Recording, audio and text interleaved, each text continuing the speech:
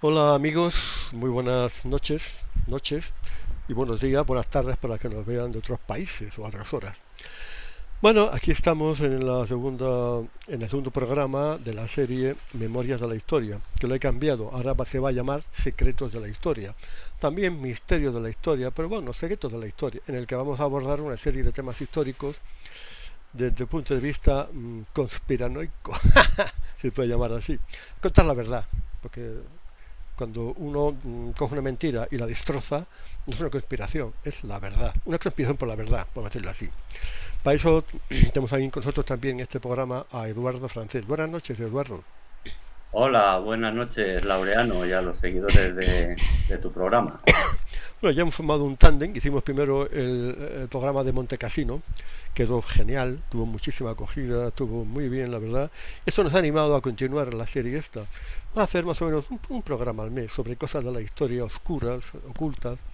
Y bueno, para este programa vamos a hablar de la nobleza anglo-veneciana, la nobleza negra anglo-veneciana. Es un tema que yo no conocía. Yo soy licenciado en historia, he estudiado historia, he escrito sobre historia, he sido profesor de historia, pero hasta hace poco, hasta antes de la pandemia, pues me creía las cosas oficiales, la historia oficial, menos que las pirámides de Egipto la hicieron los egipcios y lo demás, bueno, pues a ver, yo no podía pensar que me iban a engañar, que iban a darme una información tergiversada y bueno, basura, por decirlo así. Ya estuve en la universidad, pero bueno. Entonces ahora con esto de que tiene uno de la manta empiezan a salir todo, toda la mugre, la cochambre, que hay que darle la vuelta para pasarla a lo que es la verdad de la historia. Yo no conocía ese tema de la nobleza negra, entonces me faltaba poder despertar a esto. Pero bueno, Eduardo, hablando con él, me puso al corriente del tema de la nobleza negra. Yo no tenía ni idea. Entonces, a raíz de nuestras conversaciones, surgió la posibilidad de hacer un programa y yo puse un capítulo de la nobleza negra en mi libro, en mi último libro, Babilonia 2.0, El mundo de la bestia. Digo, tengo un capítulo dedicado a esto.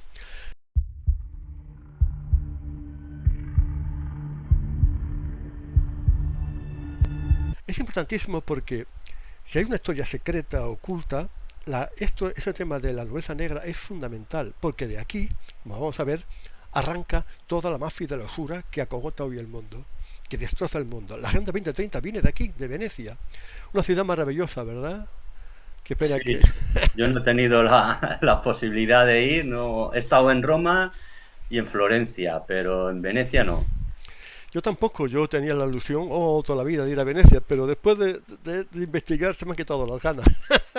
Bueno, hombre, tampoco el que haya algo oculto, algo Ya, negativo, no claro, tiene que ya, restarle la ya. belleza que tiene la ciudad y el ingenio que tuvieron, Sí, porque sí, la una de las verdad. cosas que explicaremos es cómo se construye Sí, Venecia, qué sí, técnicas se sí. utilizan. Es una ciudad impresionante, original, la ciudad más curiosa del mundo, del destino más visitado del mundo posiblemente. Es París, Venecia, y es una ciudad única por la ubicación que tiene, por las construcciones, por la historia que tiene también. Y bueno, pues no tiene la culpa de que haya sido habitada por seres despreciables. Bueno, no todos, claro. Hablo de la oligarquía. Los venecianos de a pie, pues bueno, pues a ver, pobrecillos no tienen culpa de nada. Entonces, bueno, junto con ser una ciudad muy turística, ha sido una ciudad digo, que ha dominado el mundo y que sigue dominando el mundo. La nobleza negra no quedó en la Edad Media ni en el Renacimiento, sino que continúa hasta ahora. Vamos a hacer dos programas sobre la nobleza negra. El primero vamos a llegar hasta el siglo XVII, ¿verdad, Sí, Eduardo? hasta acabaremos con la escuela de Salamanca, Vale. 1600 más o menos, siglo XVII, sí. Y en el segundo programa hablaremos de la nobleza negra moderna, ¿no? La nobleza negra de ahora, la mafia de la usura, la élite plutocrática del Agenda 2030, del orden mundial, en fin, ustedes ya saben, ¿no? Pero vamos a ver cómo esto sale desde Babilonia, ¿verdad? Oh, Sí, la verdad es que sí.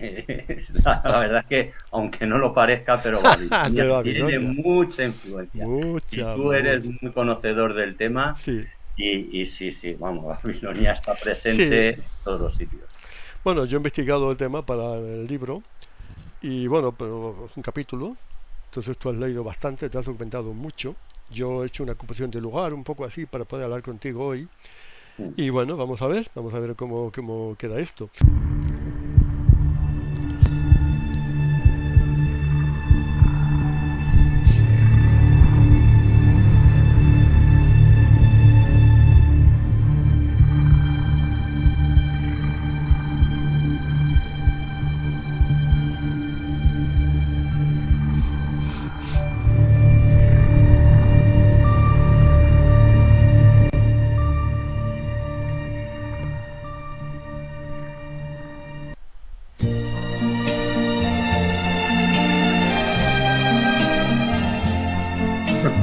clásico.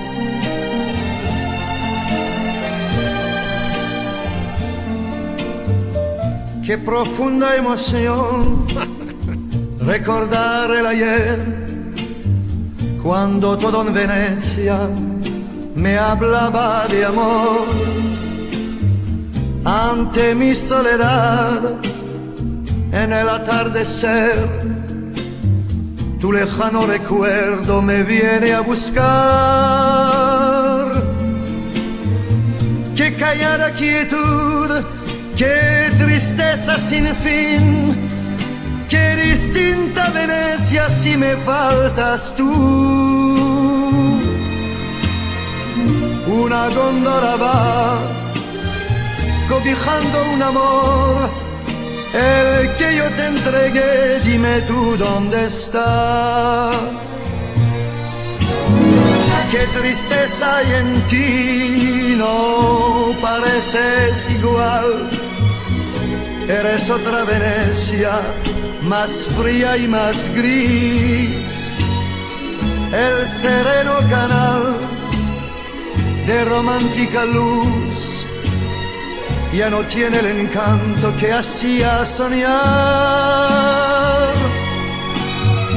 Qué callada quietud, qué tristeza sin fin, qué distinta Venecia si me faltas tú. Ni la luna al pasar tiene el mismo fulgor.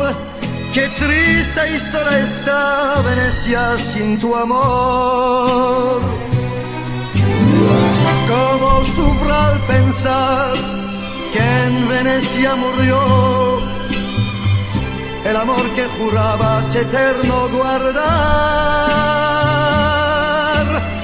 Solo queda un adiós que no puedo olvidar.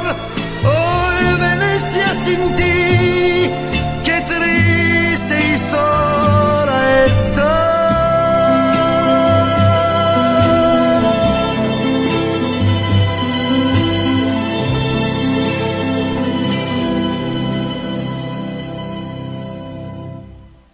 Bueno, Eduardo, aquí estamos recuperando Charles Aznavour, Venecia sin ti, sin mí y nada. Bueno, que sí, muy romántico todo, pero vamos a ver el trasfondo, que eso no quita para que es una ciudad preciosa, como tú decías antes, ¿no? Una ciudad de los enamorados, las góndolas y todo eso.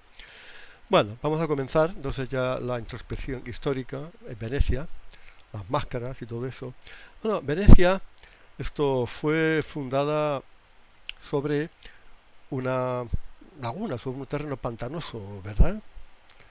Sí, en realidad vamos a centrarnos un poquito. Vamos a Bueno, centrar el tiro porque en sí, esta época surgen dos grandes poderes.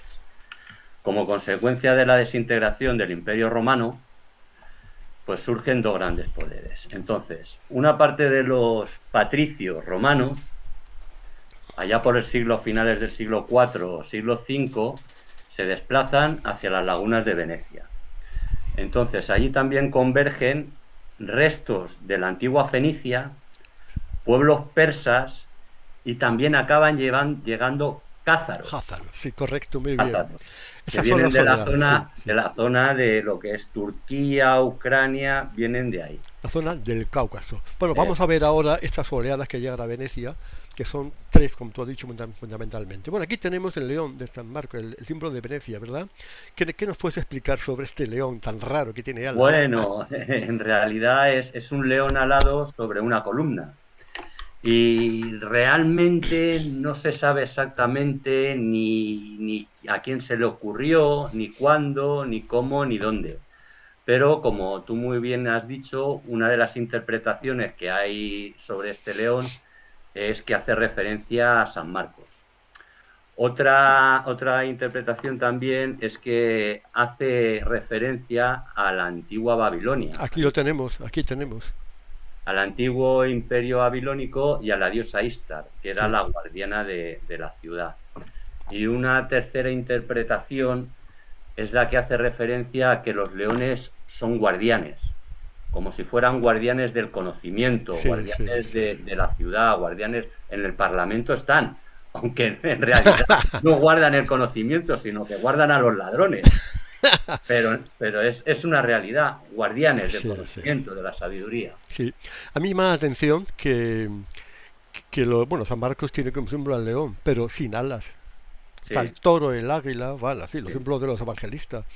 Eso de las alas, yo nomás vi el león de San Marcos con alas, dije, esto viene de Mesopotamia, claro, aquí lo estamos viendo, sí, de sí. Persia, como tú has dicho antes, ¿no? De Sí, sí, sí, Babilonia, una Persia, palabra, Persia, Babilonia. Babilonia, sí, Aquí sí, lo tenemos otra vez, un león con alas, por favor, es que eso ya es un símbolo pagano completamente, ¿no? Más tiene cuernos, fíjate, sí, qué cosa que tiene cuernos. El cuerpo de león, desde luego, las alas pueden ser de águila, pero la cabeza es muy extraña, ¿eh? Muy sí, extraña. El caso es que esta gente, estos venecianos, como vamos a ver luego, fueron a Alejandría y robaron, al parecer, el cuerpo de San Marcos. Vamos a verlo luego. Unas imágenes como... Bueno, aquí tenemos Babilonia. Babilonia, vamos otra vez al tema del problema sumerio. La primera civilización de la historia y no sabe nadie cómo surgió. Los historiadores hablan del problema sumerio porque no pueden explicarlo. O sea, que surge como de la nada una cultura, una civilización entre los ríos Tigris y Éufrates, en Mesopotamia, Babilonia, Caldea, Sumeria y tal, y no saben. Entonces, el nombre de Babilonia significa puerta de los dioses. ¿Qué dioses? Bueno, mira, yo estoy convencido de que Babilonia es de fundación. Yo no sé llamarlos alienígenas, son ángeles caídos. Ángeles caídos. Claro, en Babilonia proliferaron cultos mistéricos, iniciáticos, que luego pasaron a las sectas ocultas, que dominan toda la historia de la humanidad hasta ahora. Masones, Illuminati, Rosacruces, gnósticos, etcétera, ¿no? Y templarios, claro. Entonces, esa corriente de ocultismo, de conocimiento que tú decías antes, que los leones cultivan el conocimiento, se originó en Babilonia. Se originó aquí. Y aquí estaba la hermandad de Babilonia, un hecho contrastado. Una hermandad iniciática, un conjunto de iniciados que también, a su vez, tenían poderes plutocráticos. Porque aparte de que Babilonia acuñó el conocimiento ancestral que venía para mí de los ángeles caídos, la magia negra, la astronomía, en fin, cosas así, también fueron los creadores de la mafia y de la usura, el dinero de la nada, el dinero deuda. Entonces había una serie de potentados, unos clanes que tenían sus bancos. Se han encontrado muchas tablillas en Sumeria, muchas tablillas de dinastías de banqueros que pasaban de padres a hijos. Entonces, estas dinastías de banqueros tenían el poder de crear el dinero ellos, nadie más que ellos. Entonces lo prestaban como usura. Y esa es la práctica de la nobleza negra y de la mafia de usura que hay ahora, ¿no?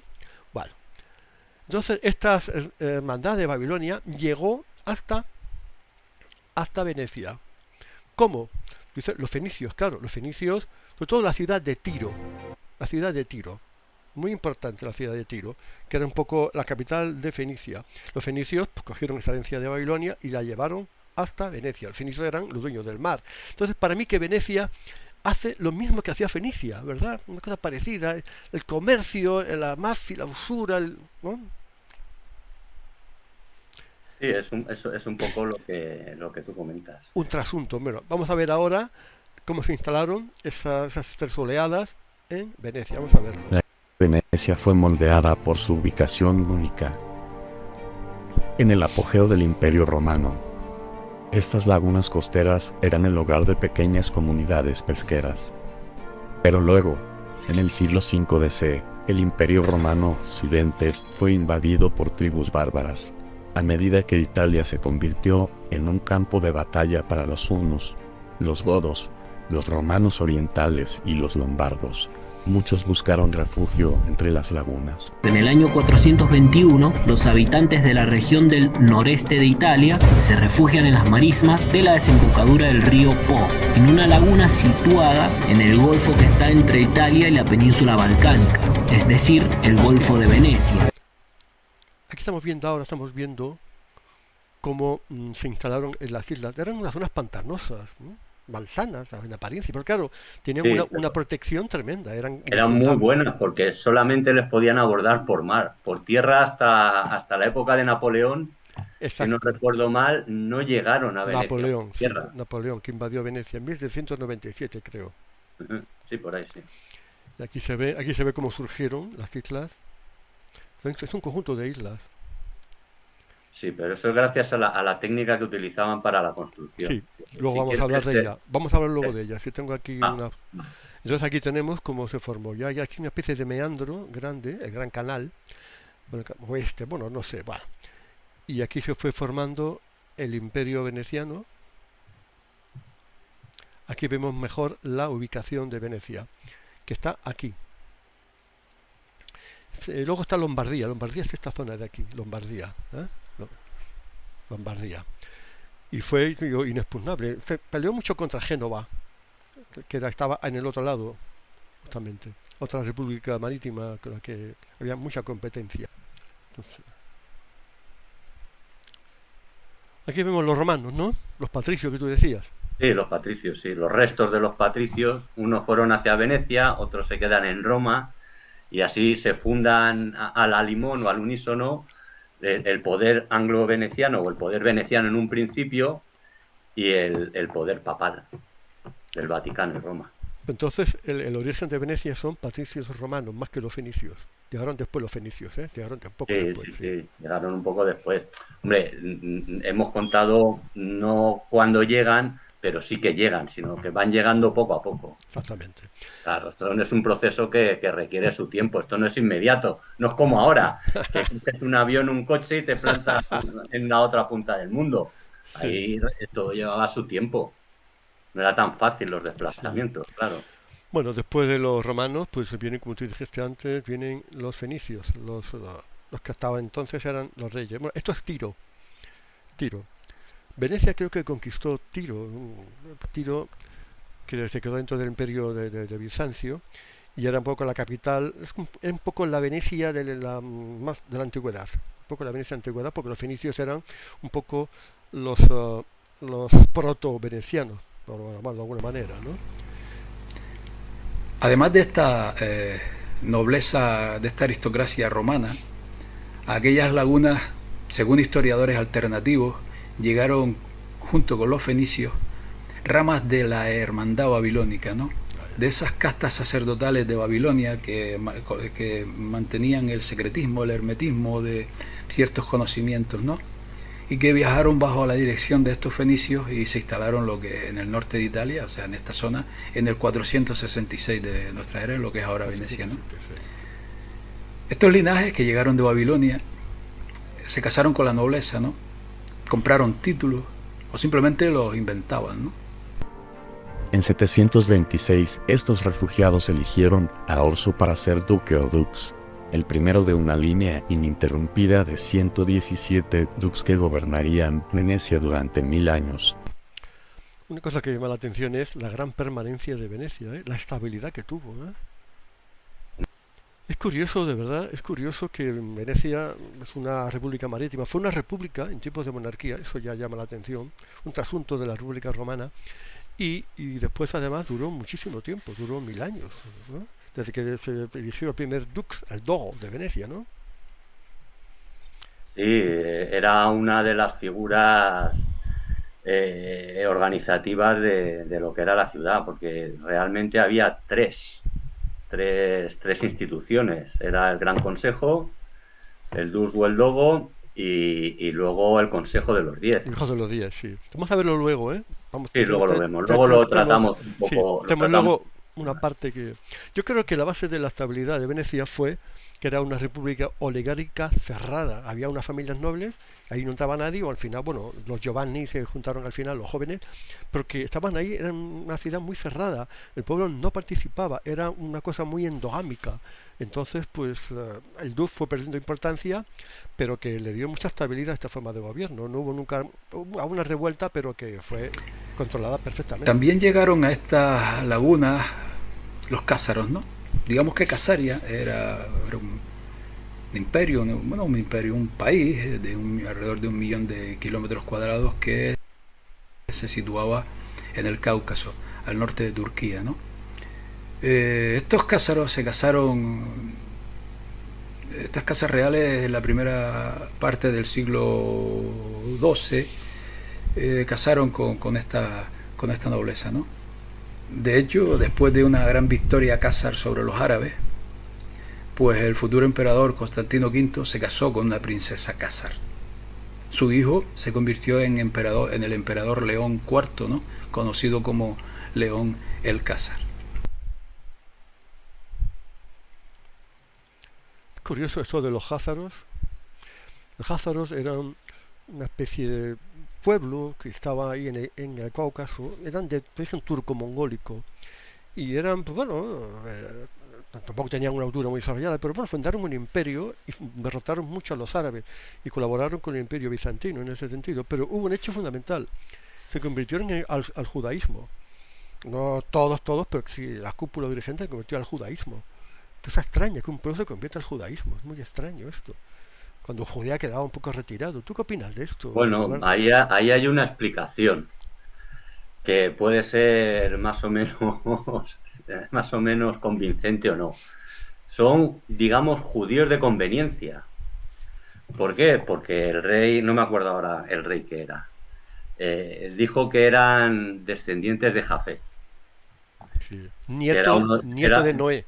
Exactamente. No, Jafet era hijo de Noé. Era hijo de Noé. Y Togarma era el nieto, era el hijo de Jafet y nieto de Noé, Togarma. Claro. Exactamente, utilizaron ese argumento para convertirse. ¿Por qué? Pues porque en un lado tenían al imperio cristiano o a los cristianos y en el otro lado tenían a los turcos. Y si se convertían al judaísmo, aparentemente tenían neutralidad. Claro. Entonces, esa es la explicación más o menos que se da en algunos círculos de por qué los házaros se convierten al judaísmo.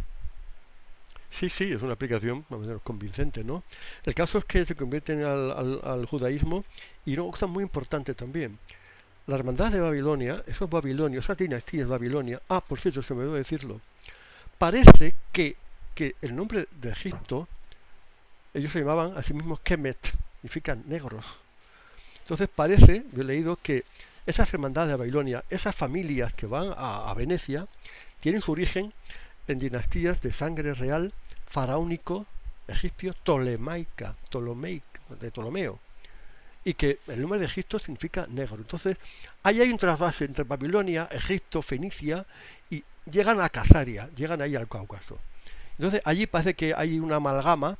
Los házaros, aparte de su conversión más o menos fingida al judaísmo, se ensamblan con esas hermandades de Babilonia, esos linajes de Babilonia, y al final acaban en Venecia. Más o menos es así. Sí. Esa voz que estás escuchando es de Jorge Guerra, el autor de los libros que tú has leído. Sí, que hemos utilizado como referencia. En 828, dos comerciantes venecianos, visitando Alejandría, pasaron de contrabando el supuesto cuerpo de San Marcos de regreso a Venecia para mejorar la reputación de su ciudad. Las reliquias del santo fueron enterradas en la iglesia nueva, la Basílica de San Marcos. San Marcos se convirtió en el patrón de la ciudad. Su emblema, el león alado, se convirtió en el símbolo de la República y decoró su estándar. Aquí vemos un cuadro de Tiepolo, que es el cadáver, el cuerpo de San Marcos llevado a Venecia. Fíjate tú que aquí ya se ve, los venecianos no tenían ningún escrúpulo, hacían lo que les daba la gana, mentían, engañaban. Las primeras construcciones que se levantan en esta época. Ahora es cuando vamos a ver cómo se construyó Venecia, un milagro, ¿no?, sobre el agua. Vamos a verlo, ¿vale? Vamos a ver el vídeo, un poco de vídeo, luego lo explicas. Vale. Son edificaciones bastante simples y están hechas para ser lacustres, es decir, estar sobre lagos. Además, son erigidas sobre palafitos en islotes situados en la laguna de Venecia. Debido a esta característica, que resulta ser geográficamente estratégica, Venecia mantendrá una importante independencia respecto a sus vecinos italianos y también europeos, gracias a la barrera natural de las marismas del Po, al cual le sigue una cadena de islas en una laguna profunda, lo que impide un ataque de un ejército convencional, ya que los mercenarios o los soldados, o aquellos que van a caballo, no tienen el efecto deseado en lugares tan reducidos y en lugares muy difíciles de transitar como es este lugar lleno de lagos. Aquí vamos a ver que serían las marismas. Aquí vamos a Venecia. Y aquí como se hacían sobre uno. Vamos a acabar de ver el vídeo y ahora lo explica. Beneath the surface, and how its clever design and medieval engineering. Y que entonces, ¿cómo construyeron esas construcciones tan curiosas, tan originales? Bueno, pues en realidad los venecianos lo que hicieron fue, digamos, aprovecharse de una técnica de la ingeniería naval, que era la técnica de los pilotes. Entonces, lo que hacían era, primero delimitaban un cuadrante en el terreno y clavaban como una especie de estacas. Gracias a eso, pues conseguían drenar convenientemente esa zona. Una vez que lo tenían el suelo ya más o menos preparado y drenado, entonces lo que hacían era clavar pilotes de roble, uno junto a otro. Entonces, al clavar los pilotes de roble uno junto a otro, pues conseguían pues una superficie uniforme. Conseguían una plataforma que era una superficie uniforme. Y encima ya de esa plataforma, pues construían ya los edificios.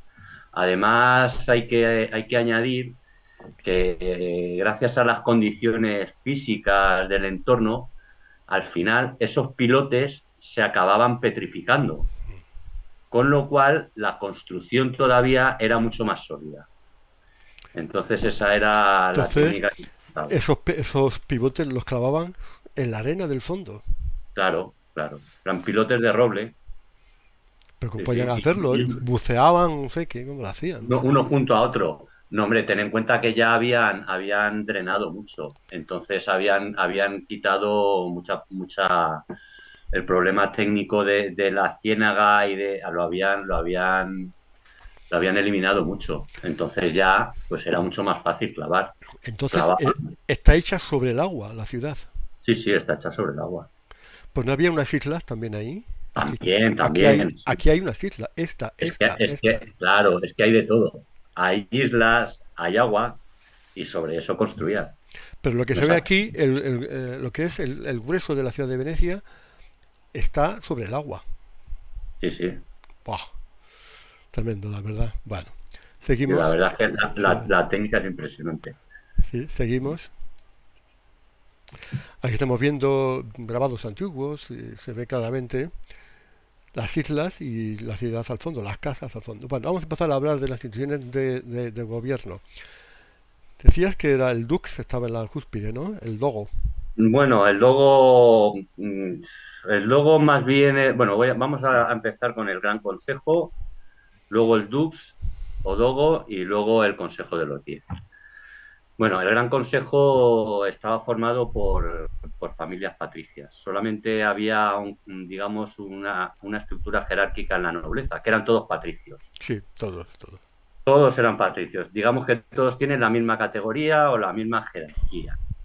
Entonces, este consejo llegó a estar formado por casi 101 familias. 101. 101 familias allá por 1700. 101 dálmatas. Sí, más o menos. Entonces, dentro de este consejo, estas familias, digamos que había como 4 grupos. Uno que eran las viejas familias, que venían del siglo VII al X. Luego las nuevas familias, que eran a partir de 1297. Luego las muy nuevas familias, a partir de 1381. Y luego teníamos a unas familias que nacen como consecuencia de financiar la guerra de Candia. Entonces, como financia la guerra, pues ya adquieren ese derecho a pertenecer a estos patricios y entonces pueden entrar en el consejo. Sí. Es las Beccias y las Giovanni. Los Giovanni vamos a ver que introduccen un Luego cambio más adelante importantísimo. hablaremos, son muy Un importantes. cambio digamos, importantísimo en la Venecia, revolución sí, de sí, los sí, Giovanni, sí, sí, la verdad. que da un giro radical Sí, a, sí, a sí. toda la historia. Los jóvenes siempre con sus revoluciones, con sus... Estamos Sí, viendo... cosa que sí, hoy en día no se ve a los jóvenes, no se les ve, ¿verdad? no se los No, ve, no, ¿no? no. No. Bueno, Pues nada, aquí pues está el consejo, el gran consejo, ¿no? gran consejo, sí. Y un salón muy decorado y tal, que no te hacía Sí, sus reuniones. llegaban a ser 2 o 3 mil personas el gran Sí, consejo. sí, 2.000 personas, sí. Por eso no Bueno, era muy operativo, entonces hicieron el Consejo de los 10. Pero bueno, vamos a verlo ahora. el Consejo de los 10 es otra historia. Bueno, vamos a hablar un poquito del Dux o el Mientras que Dogo El Dux, sí. y luego hablamos del Consejo de los 10. El Dux o el Dogo era un cargo que se elegía de forma vitalicia. Entonces, Vitalicia, sí, sí. era vitalicio. Más bien tenía labores representativas y un poder un poco limitado para, según ellos, evitar la corrupción. Entonces, hacia el año 1000, pues el Dogo cuenta con un consejo ciudadano que le va a asesorar para administrar o regular todo lo que está relacionado con la actividad comercial. Cuando muere el Dux, el proceso de elección del Dux es muy curioso porque es una maraña de selección y de votación que es impresionante. Quedémonos con la idea de que es un proceso complejo y que hay varias elecciones, reelecciones, hasta que al final se consigue pues tener el Dux. Sí, Bueno, pero eso ahora, es, hacían contrapesos para evitar, sí, para un equilibrio para que ninguna facción dominara a la otra. sí, ese era realmente el objetivo, pero era complejo, el proceso es complejo. Bueno, pues tenemos el Consejo de los 10. El Consejo de los 10 se crea en 1310 y va a tener más poder que el Dux Sí, sí, o el Gran Consejo, sí, sí, sí.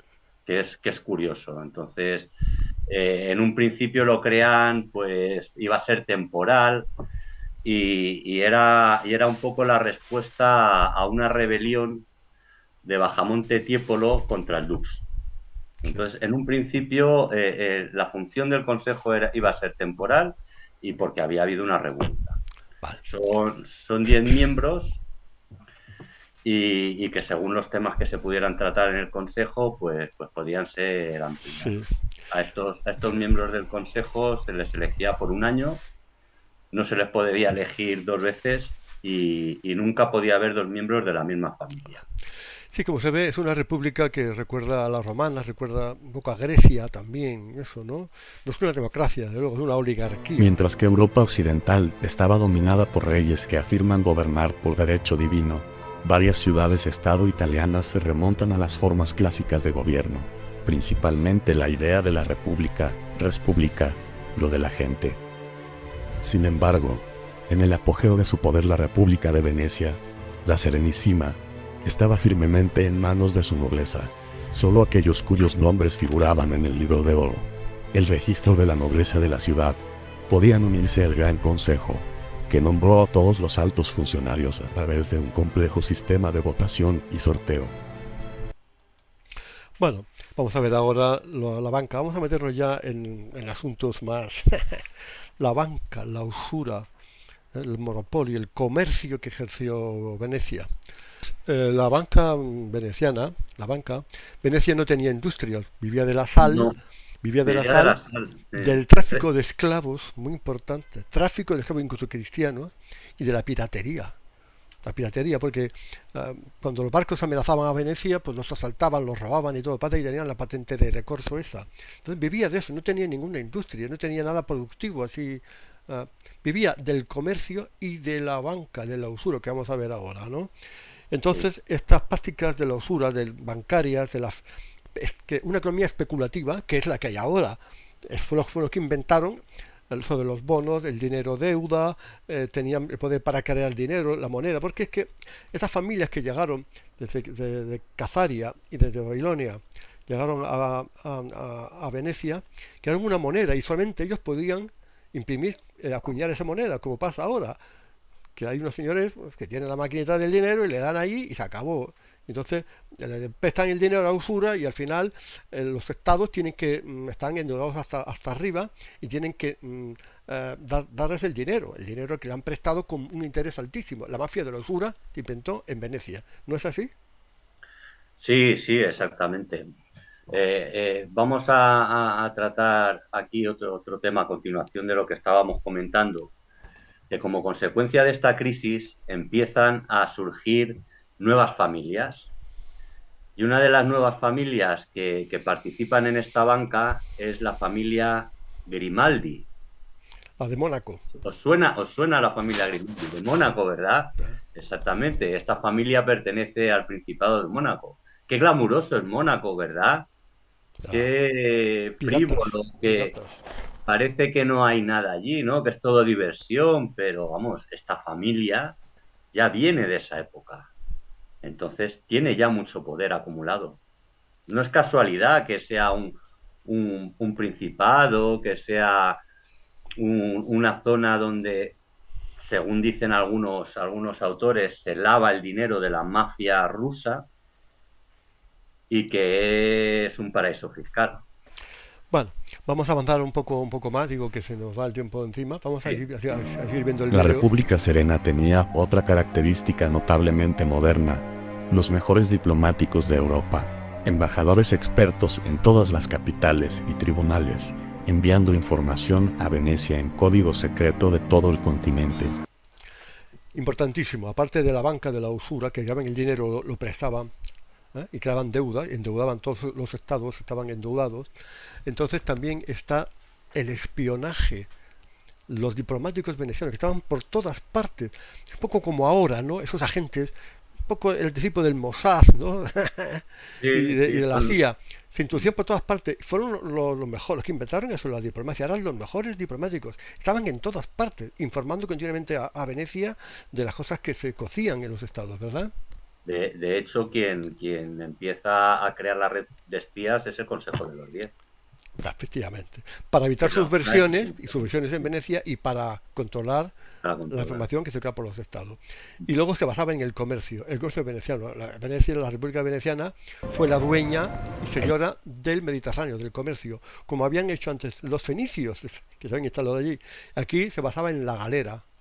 Distintivo buque de guerra veneciano era la galera, impulsada por hasta 150 remos y velas triangulares de vela, aparejadas de proa a popa. Las armas incluían un ariete y alrededor de 30 ballesteros. Las galeras también se utilizaron para transportar carga de alto valor, como sedas de especias o piedras preciosas. Floreció como un centro comercial entre Europa y el este. Los comerciantes venecianos vendían grano y vino italiano a la gran ciudad de Constantinopla, donde compraban especias y seda para vender a Europa occidental. Por encima de todo, el éxito inicial de Venecia provino del comercio de sal. Bueno, aquí está la clave del comercio de Venecia. Venecia era un poco la desembocadura de la ruta de la seda. Aquí la vemos, ¿no? Ruta de la seda que llevaba especias muy importantes en la Edad Media, que simulaban el sabor de las comidas cuando estaban en mal estado y todo eso, las telas, las sedas, y como esa mercancía de lujo, eran los que monopolizaban. ¿Por qué? Porque tenían muy buenas relaciones con Bizancio. Había incluso una endogamia entre los venecianos y los bizantinos. Había mucho contacto, mucho maridaje entre ellos. Entonces, a través de Bizancio se hicieron con el control, no solamente del Mediterráneo, sino de la ruta de la seda. ¿Verdad? Eduardo. Sí, tenían a través del control. De hecho, en los viajes de Marco Polo narran un poco lo que ocurría en aquella época, cómo era el comercio, pero parece mentira que sin tener nada, porque no tenían nada, lo único que tenían era el sal en 2 o 3 localizaciones, en el Torcello, en Murano y en Carnegio. Sí. Y fue impresionante que el imperio que logran levantar. Sí, es impresionante, sí. Pero eso lo consiguen gracias al arsenal. Sí, vamos a ver el arsenal, lo vamos a ver ahora. Vamos a ver. Las cruzadas. Los venecianos fueron los que alentaron las cruzadas, pero no intervinieron en ninguna. Solamente la cuarta cruzada fueron los que instigaron el gran saqueo de Constantinopla. Impresionante. El botín fue impresionante. Una potencia cristiana que invade, alienta a los cruzados a saquear Constantinopla. Saquearon todo y además se llevaron muchos conocimientos porque en Constantinopla había muchos libros de la biblioteca de Alejandría, que no se quemó entera, desde luego, eso es un mito. Entonces allá había un reservorio de libros de Alejandría, que ellos se llevaron, y ahí había muchísimos conocimientos ocultos, secretos, misterios y todo eso. Fue un hecho lamentable el destrozo de Constantinopla, ¿no? Una alianza que fue afianzada por la endogamia del dogo veneciano, así se denominaba a su presidente, y de otros líderes. En 1202 la Cuarta Cruzada llegó a Venecia buscando barcos para llevarlos a Egipto, pero sin dinero para pagarlos. El dux Enrico Dandolo sintió una oportunidad. A cambio de préstamos, primero convenció a los cruzados de capturar Sadar para Venecia. Luego, las relaciones se habían agregado entre Venecia y los bizantinos para atacar a Constantinopla. Eso es una constante de los venecianos. Juegan siempre a dos bandas. Son amigos de los bizantinos, pero les saquean. Sí, pasa igual de ahora. Los Rothschild financian en la guerra mundial a los dos bandos. Sí. Pero lo que más buscaba Venecia siempre era impedir que surgieran estados o imperios poderosos, y entonces siempre estaba allí intrigando con sus intrigas, con sus tejemanejes, con sus financiaciones, y si tenía que instigaba. Si nada más surgía una posible amenaza, ahí estaban ellos para sembrar cizaña. Bueno, el caso es que en 1204 la ciudad cristiana más grande del mundo fue saqueada por los autoproclamados guerreros de Cristo. Aquí vamos ahora a ver el arsenal, cómo fabricaban los barcos. Háblanos del arsenal, Eduardo. Sí, bueno, pues el arsenal era la parte de la ciudad en la que ellos fabricaban los barcos. Y llega a tener una gran importancia, ya que toda la flota veneciana se fabricaba allí. Cuentan las crónicas que en una jornada eran capaces de construir completamente 10 galeras. Entonces, imaginemos que en un día tienen 10 galeras. Eso, el poder económico y mercantil y militar que les otorga es tremendo. Y esas galeras eran propiedad de la República de Venecia, que se alquilaban y se utilizaban de esta manera. Llegaron a estar trabajando allí 20.000 personas en su apogeo. Es decir, fue la mayor concentración industrial de Europa. De la época. Hasta la revolución industrial. Sí, a mí me hace mucha gracia todos aquellos que dicen que la producción en cadena aparece con Ford. Pero aquí, con el arsenal, se demuestra que la producción en cadena aparece en Venecia, porque según empezaba en el barco, salía completo. Aquello era una cadena de montaje, con todos los oficios colocados, digamos, en estaciones o en zonas, y según iban pasando los barcos, los iban completando y salían perfectamente listos para lo que hiciera. Y luego los alquilaban. Los cruzados fueron a Venecia a buscar barcos, les pidieron 75.000 marcos de plata y bueno. En la primera cruzada tienen que proveer para 4.500 caballos con sus caballeros y 20.000 soldados. O sea que nada, no podían pagar eso, Aquello era brutal el nivel de desarrollo que tenían en el arsenal era inmenso.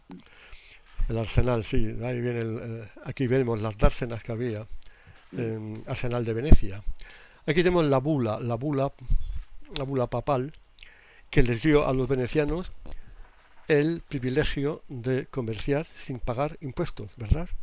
La bula de oro, la famosa bula de oro. Sí, esa no la tenía controlada yo tenía controlada otras dos, pero... Pues esta es la bula más importante.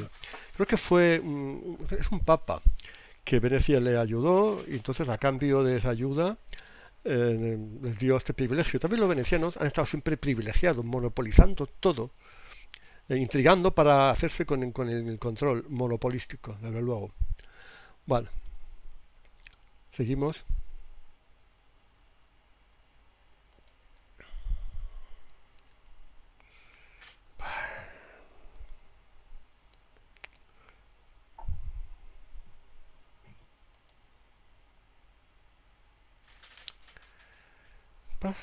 He perdido la de... No puedo ver, no me deja... Que no te deja. Que no me deja darle al play para seguir el vídeo. No me deja. Bueno, A ver cómo hacemos esto ahora. A ver, no me deja.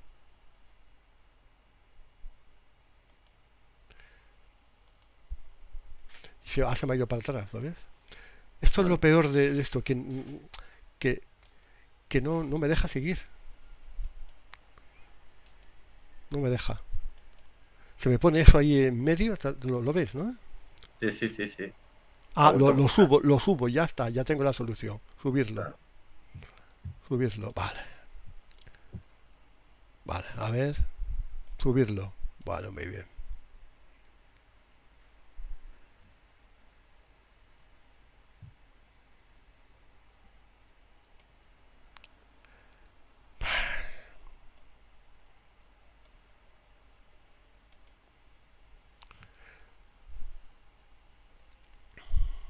Bueno, aquí tenemos a ese señor, un cardenal ¿cómo se llamaba? ¿Contarini? Gasparo Contarini. Sí. Háblanos de este señor que es muy importante. Participó... Sí, cuéntanos. Gasparo Contarini nace en 1483 y fallece en 1542. Es una persona que simpatiza mucho con Lutero. Sí, correcto. Sí. Entonces, pues vemos ahí una relación ya con el protestantismo. Sí. Es también, aunque parezca contradictorio, apoya fuertemente a la orden jesuita. Exacto, o sea, que juega dos bandas otra vez. Juega dos bandas, exactamente. Y era, claro, teniendo en cuenta que era un embajador y diplomático de Venecia ante el Papa, pues con eso yo creo que ya hemos dado una visión bastante aproximada de cómo era el personaje. Sí, es que lo que la gente no sabe es que Lutero tuvo como precedente a ese señor. O sea, en Venecia había ya pensadores que estaban intentando dividir la cristiandad, porque le estaban amenazando su poder, entonces ellos siempre dividían, como sea, dividir. Entonces, por un lado, incubaron la reforma de Lutero, para mentir, porque ellos eran aristotélicos, en fin. Y por otro lado también alentaron a la Compañía de Jesús, que se fundó por Ignacio de Loyola y por Alejandro Borgia, pero con un sentido muy distinto, porque nada más nacer va a Venecia el Ignacio de Loyola y ya es infiltrada la orden de inmediato por estos chupópteros, estos parásitos. Fue infiltrada hasta el tuétano y ya la Compañía de Jesús se convertirá en lo que vamos a ver. ¿Vale? Seguimos. O sea que la rama restante se debe a Venecia también. Aquí le tenemos. Gaspar Contarini. Los jesuitas, ya hemos hablado de jesuitas, de la fundación de la orden, que están con el Papa muerto, es una orden militar, casi militar, a la orden del Papa, y también, por otro lado, juegan a apretar a Lutero en la reforma protestante, porque así se dividía la cristiandad, ¿vale? Y los jesuitas ¿qué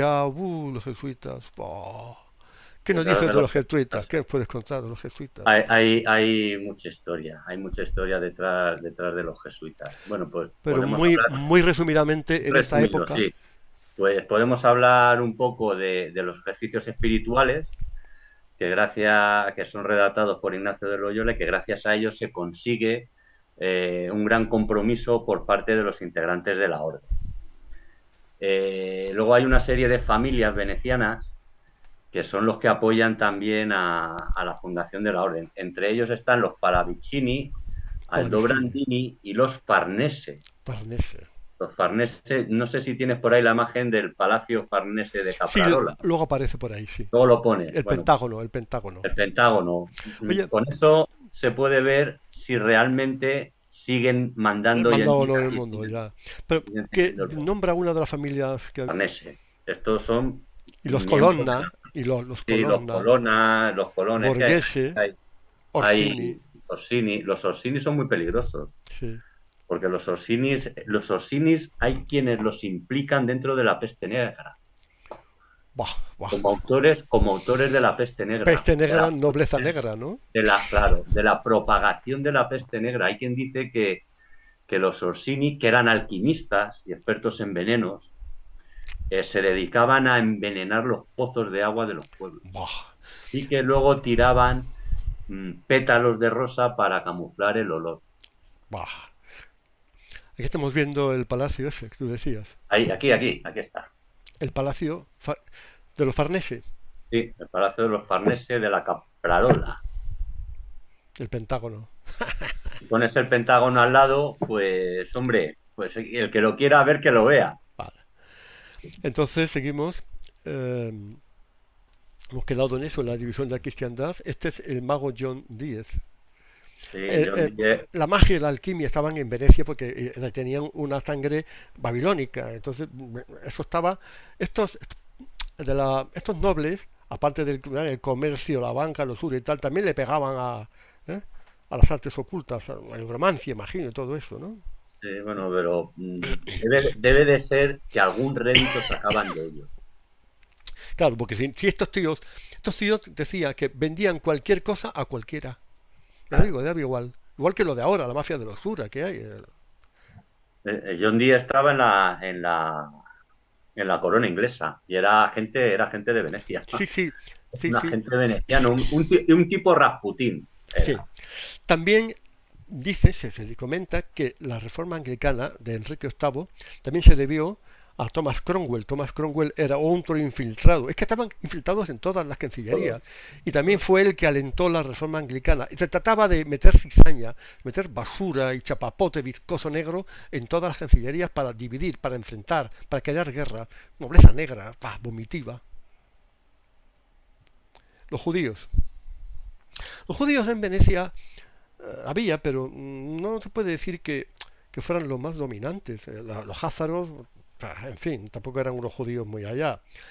Estaban las bandadas de Babilonia, dominaba sobre todo, y los házaros pues estaban ahí, pero los judíos no tienen un papel muy destacado, ¿verdad? Ellos que yo sepa.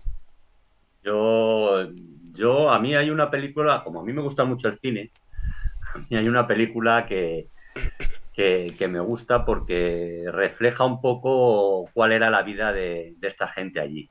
Y es El mercader de Venecia, Ah, sí, sí, interpretada por Al Pacino. sí.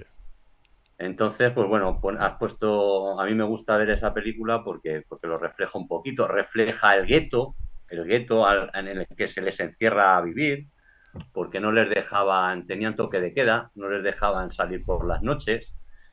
Y bueno, en un principio se dedicaban un poco a actividades relacionadas con las casas de empeño. No tenían una actividad comercial hasta que no se les empieza a autorizar o bien a realizar actividades comerciales o a realizar préstamos. Pero esos préstamos los podían hacer bajo unas condiciones que ponía el gobierno de Venecia. Sí, es que claro, ¿para qué eso los judíos en Venecia si era esta nobleza negra era la prestamista, la usurera, la que manejaba todas las finanzas? En las cancillerías europeas, pues sí, vale, ¿no? Porque no había esa tradición comercial ni financiera. Esto es la sinagoga española de Venecia. Porque los judíos, cuando fueron expulsados de España, hubo una parte no pequeña que fue a Venecia. Entonces, esta es la sinagoga española de Venecia. Una galería de personajes siniestros de la nobleza negra, nobles negros, que se puede ser noble y negro a la vez, pero bueno. Aquí tenemos otro personaje. ¿Quién es? ¿Y qué hizo este colegi? Bueno, pues vamos a hablar de un poquito de Paolo Sarpi, 1552-1623. Si uno hace caso a la historia oficial, pues no le dan ningún tipo de importancia. Pero con lo que vamos a contar a continuación nos vamos a dar cuenta que es un personaje clave y fundamental dentro de la nobleza negra veneciana. Este señor era un monje servita y y era un experto en medicina, astrología, matemáticas. Era un erudito de la época que dominaba varias facetas del conocimiento. Entonces, también es uno de los autores intelectuales de la Revolución de los Giovanni.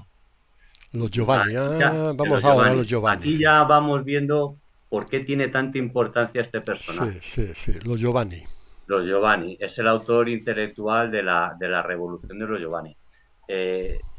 Sus escritos estaban depositados en un convento, pero una mala fortuna, en 1769 hay un incendio y la mayoría de los escritos de este hombre se pierden. Un incendio. Pero aún así se conservan cerca de 400 cartas de él. Con lo cual nos podemos hacer una idea de la importancia que tenía este señor. Entre las personas con las cuales se carteaba, que normalmente eran agentes venecianos o espías, porque una de las funciones de Sarpi era controlar toda la red de agentes y de espionaje que había por Europa. Se carteaba con Francis Bacon y junto con él sienta las bases de la ciencia empírica, y de la fundación de esa maravillosa Royal Society, que es tremendamente malthusiana y eugenista, y que nos la han vendido como una institución de prestigio. Siempre nos venden una cosa, pero en realidad es otra, completamente distinta. Bueno, otros personajes con los que se cartea aquí el señor es con Thomas Hobbes, el filósofo. Hobbes, el del lobo, el hombre es lobo para el hombre. Exactamente. ¿Por qué hizo a nivel de la nobleza negra, de conspiración, de todo eso? ¿Montó algún tinglado de eso, de revoluciones, de guerras o algo así?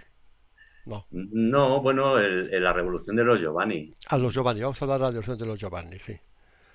Los Giovanni significan los jóvenes. ¿Y este quién es? Sí, los jóvenes, pero si quieres contamos dos cosas más. Sí, vale, sí.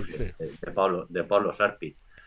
Es importante un escrito que él hace, que es la historia del Concilio de Trento. Sí, perdona, también el Concilio de Trento fue auspiciado por los venecianos, por el Contarini ese de antes. Sí, o sea, que por un lado está la Reforma, está con Lutero, por otro lado está con Trento. Sí. Qué mafia. Y entonces él realiza una crítica tremendamente dura contra el Vaticano. Y es aquí donde se rompen definitivamente ya las relaciones entre el Vaticano y Venecia. Entonces, para Sarpi a la sociedad se la controlaba si se seguían 3 puntos que él decía. Lo he adaptado un poco para que se vea bien la relación que tiene con lo que está pasando actualmente. Entonces, él propone sustituir la religión por una nueva religión. Y esa nueva religión es la ciencia empírica. Luego, en el segundo punto, él dice que los nuevos sacerdotes son los nuevos científicos y los nuevos investigadores. Y luego necesita una red de voceros. Se necesita una red de buenos voceros para que hagan toda la propaganda necesaria a esta nueva religión. Es decir, Pablo Sarpi lo que hace es sustituir la espiritualidad por el materialismo. Por eso también es tan importante la figura de Pablo Sarpi. Aunque hay quien dice que detrás de Pablo Sarpi había más gente. Aquí tenemos la guerra de los 30 años. Aquí la tenemos. 1618-1648 acabó con la paz de Westfalia. También los venecianos provocaron la guerra, porque por un lado apoyaron a la Unión Protestante que había en Bohemia y por otro lado también apoyaron a la Unión Católica. Entonces enfrentaron ahí todas las guerras de religión que hay en Europa en este tiempo, sobre todo en el siglo XVII, son provocadas por los venecianos. ¿Para qué? Para debilitar a los estados. Siempre es lo mismo, divide y vencerá. Se sentían amenazados por una república pequeñita, entonces pues tenían que conseguir enfrentar a sus rivales para que se aniquilaran, para que se debilitaran y disminuyeran su poder. Aquí tenemos la guerra de los 30 años. ¿Qué nos dice de la guerra, Eduardo? Sí. Bueno, que un apunte de la guerra de los 30 años es que el líder de la revuelta se llamaba Enrique Matías Turn. ¿Matías? ¿Eh? ¿Matías qué? Matías Turn, Turn, Turn, y que casualmente era de origen veneciano. Hombre, esta guerra se puede considerar como la primera guerra global Mundial. mundial porque participan las grandes Sí, sí, potencias sí. europeas Sí, participan, ¿no? todas, sí. Suecia también participa, fíjate. Hay Dinamarca, sí, Prusia, Transilvania, hay un en gran fin, número Holanda. de batallas pequeñas, muy, muy atomizadas y en Alemania fallece la mitad de la población, o sea que fue terrible y devastadora. Sí, el objetivo era debilitar, enfrentar a sus rivales para a Venecia siguiera prosperando. Sí. La paz de Westfalia, que fue, para España fue nefasta, desde luego, nefasta, en fin. Y aquí tenemos, vamos a ver ahora la rendición de Breda, que es una parte, aquí la vemos, con lo de Velázquez, las lanzas. Es una parte de la guerra de los 30 años. A partir de ahí ya España ya no pintaba nada. También era una de las cosas, debilitar a España. Oye, también hubo venecianos en España, ¿no? Con el comercio de las Indias, en Sevilla, ¿no? Había venecianos. Sí, sí, sí, y en la escuela de Salamanca. La escuela de Vamos a ver Salamanca ahora. está Bueno, muy influenciada por el pensamiento de Pablo sí, Sarpi. eso es una sorpresa, eso es un tema. Aquí estamos ahora con la escuela de Salamanca. Yo, mira, la escuela de Salamanca para mí siempre ha sido la fundadora del derecho internacional. Francisco de Vitoria, la eminencia, ¿no? Crearon el derecho de gentes y el derecho de rebelión, bueno, muchísimas cosas. El derecho natural, la economía moral, Francisco de Vitoria. La guerra justa. Fue un foco, un think tank, como se llama ahora, fue un foco importantísimo de pensamiento en la edad, en el Renacimiento. ¿Qué tiene que ver Venecia con la escuela de Salamanca? Pues sobre todo es por la figura de Pablo Sarpi y la influencia que tiene sobre los principales autores de la escuela de Salamanca. Pablo Sarpi se carteaba con ellos. Buah, Entonces, ahí están los lazos de unión y la influencia de Pablo Sarpi. Y hay que destacar de Francisco Vitoria que en la ONU hay una sala que está dedicada a su nombre, de esta organización globalista. aquí vemos una escultura de Francisco de Vitoria. Pero ¿qué tiene que ver Francisco de Vitoria con la nobleza negra, con esa mafia, con esa línea de pensamiento no sé, no acabo yo de ver? Pues que está influenciada, primero está influenciado por Pablo Sarpi y luego genera unas doctrinas, unas líneas de pensamiento que posteriormente son utilizadas La Revolución Francesa. por el globalismo, que viene de la nobleza, que al final está influenciado, copado y controlado por la nobleza negra veneciana. Ahí es donde ahí es donde veo yo la relación. Hombre, yo he escrito sobre Francisco de Vitoria, le he grabado mucho. Francisco de Vitoria habló del derecho de rebelión legítimo contra un tirano, ¿no? Hay dos tipos de tirano, el que es legítimo, un rey que tiene su legitimidad para gobernar, y luego está el tirano que toma el poder por la fuerza y que gobierna en contra del pueblo. Entonces, incluso el tiranicidio lo justificaba. Entonces, las ideas de Francisco de Vitoria podían ser realmente cogidas por por los ilustrados del siglo XVIII y que fueron un poco los que incubaron la Revolución Francesa, digo yo, ¿no? Pero claro, eso es un poco elástico. Así yo, sobre la escuela de Salamanca, en relación con Venecia, pues, hombre, pues sí se carteaban, claro. Francisco Vitoria era una eminencia y el Sarsi este también era otro intelectual de prestigio. Pero bueno, el caso es que las ideas de Francisco de Vitoria se podían coger, se podían interpretar de muchas maneras. Una de ellas era esta, ¿no? Tirar abajo un gobierno para poner en su lugar, pues, en fin. Y también habló, Francisco de Vitoria, el derecho de los indios, ¿no? Habló mucho de la conquista española de América y todo eso, ¿no? Cómo tiene que hacerse. En fin, el caso es que tú crees realmente que Venecia tuvo mucho que ver con la Salamanca. Eso es un hecho evidente, ¿no? ¿Con la? Que tuvo que ver con la escuela de Salamanca. Sí, sí, con la escuela de Salamanca, sí, sí, sí. Bueno, a ver qué más nos depara el vídeo. Creo que ya estamos llegando al final. Sí, más o menos. Aquí tenemos a Francisco de Vitoria. Bueno, entonces, que da Con para... con Azpilicueta también se carteaba mucho, Entonces estamos a los Arpi. ahora aquí el anuncio del segundo programa, que vamos a pasar de Venecia a Ámsterdam y a Londres, porque hay una cosa muy importante que no hemos dicho. Los venecianos conspiraron para que Guillermo de Orange, protestante, y de la dinastía, pasara a ser rey de Inglaterra.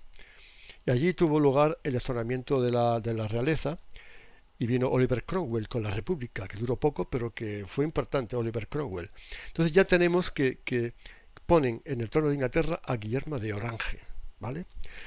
Y entonces es importante porque después de que Venecia se siente un poco acorralada, porque el comercio con América era un rival inexpugnable, ellos no podían comerciar con América, estaban en el Mediterráneo, ya no tenían la ruta de la seda, y especulaban con la bolsa, sí tenían sus bancos, sus prácticas de usura, sus empréstitos y tal, pero que veían que ya no podía, que había que renovarse, había que cambiar algo en Venecia para su supervivencia, no solamente para su supervivencia, sino para tener el poder omnímodo que tenía. Entonces, los Giovanni dieron el golpe maestro, que fue, ¿cuál fue? Ahora me... Trasladar bueno, sí, Venecia a Ámsterdam, a los Países Bajos, y a Londres. Y a Londres, sí. Y ahí empieza, los Giovanni, los jóvenes, acaban un poco con esa nobleza un poco rancia, un poco pastosa, que ya no se podía adaptar a los nuevos tiempos, dan un golpe, por decirlo así, estos Giovanni, estos jóvenes de la nobleza negra, y trasladan el poder veneciano, poco a poco lo trasladan a Ámsterdam primero, a los Países Bajos, y después a Londres. Y aquí viene la City, y aquí viene el nuevo orden mundial, aquí viene toda la basura, la mugre que hay ahora. Londres se convierte en la nueva Venecia, luego conquista un imperio impresionante, ¿no? Entonces, de esto vamos a hablar en el segundo vídeo, de cómo se trasplanta esta nobleza negra a Ámsterdam, a Londres, y es la que domina hoy el escenario internacional, la que está con la Agenda 2030, el nuevo orden mundial, y la práctica de la usura, la mafia de la usura, y toda la cochambre satánica que nos asedia, ¿no? ¿Vale? Y también, claro, la masonería, los Illuminati, vamos a ver también cómo los jesuitas, las revoluciones del Paraguay de los jesuitas, la inmensa fortuna que hacen, la pasan a los Rothschild. Los Rothschild son testaferros, unos mandados. Vamos a ver cómo se forma toda la nobleza negra satánica del nuevo orden mundial a raíz de la nobleza negra veneciana, que, como digo, abandona Venecia y busca nuevos horizontes. Ese es un momento fundamental de la historia de la humanidad, aunque no se conozca. Es así, ¿no, Eduardo? Sí, porque con el descubrimiento de América, el eje económico pasa del Mediterráneo, Asia, a América. Y entonces, por eso ellos ven las zonas en las que pueden tener fácil acceso y tener acceso a América es trasladando su zona de influencia. Y por eso se trasladan a Ámsterdam en un principio y luego acaban en Londres. Aquí tenemos a los Rothschild. Los Rothschild, la nobleza negra, la nobleza roja también se va a llamar. Bueno, de eso vamos a hablar en el segundo vídeo, vamos a llegar los del escudo rojo. Los Rothschild, los del escudo vamos rojo. A llegar hasta la actualidad, vamos a desentrañar toda la madeja de la nobleza negra en los tiempos actuales, que siguen mandando en el mundo. Los Windsor, la monarquía inglesa y toda la realeza. Los Warburg, sí. Los Warburg, que esa sí. Lo tenía yo por aquí apuntado. Sí, los Warburg. Los Warburg realmente estaban en Venecia, pero cuando empieza a haber crisis económicas en Venecia, a los judíos se les quitan libertades y la vida allí se vuelve un poco complicada. Entonces se trasladan a Alemania y toman el nombre de la ciudad a la que llegan, que es Warburg. Y sí, por entonces... eso son los Warburg, que son los que controlan también la banca, en Wall Street, banca hoy en día, y controlan el sector del acero. Sí. Bueno, entonces, eso vamos a verlo en el segundo vídeo, que vamos a arrancar un poco con los Rothschild, con los Illuminati y todo eso, ¿vale? Que también los venecianos, por supuesto. Pues nada, Eduardo, pues un programa largo, denso. Es una materia compleja, sí. Y aparecen muchos nombres, sí, pero y muchas relaciones. Hay que conocerlo, porque esto que hay ahora se origina más atrás. Hasta Babilonia podemos seguir el rastreo, que no es de ahora. Entonces, para comprender el presente hay que ir al pasado, bucearlo y ver las raíces de lo que está pasando ahora. Pues nada, Eduardo, muchas gracias. Nos emplazamos para aquí a un mes más Sí, o menos, bueno, para hacer la segunda y última parte de la nobleza negra anglo-veneciana. Anglo, ya estamos en Inglaterra, estamos en los tiempos más actuales. Un abrazo, Eduardo. igualmente, Laureano, y a los seguidores también. Un saludo. Venga, Pues muy bien, fenomenal. Pues que Dios nos bendiga, nos cuide, nos proteja y viva Cristo Rey, ¿vale? Hasta luego. hasta luego.